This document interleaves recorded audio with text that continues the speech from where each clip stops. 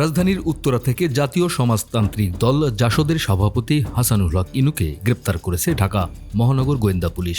আজ সোমবার বিকালে উত্তরার বাসা থেকে তাকে গ্রেপ্তার করা হয়। ডিবির গুলশান বিভাগের উপকমিশনার গাজী জিয়াউদ্দিন বিষয়টি গণমাধ্যমকে নিশ্চিত করেছেন।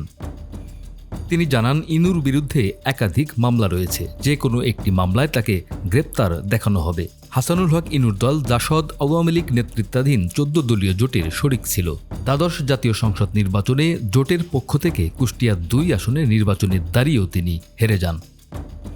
এর আগে ২০১৪ থেকে ২০১৯ মেয়াদে আওয়ামী লীগ সরকারের তথ্যমন্ত্রীর দায়িত্ব পালন করেন।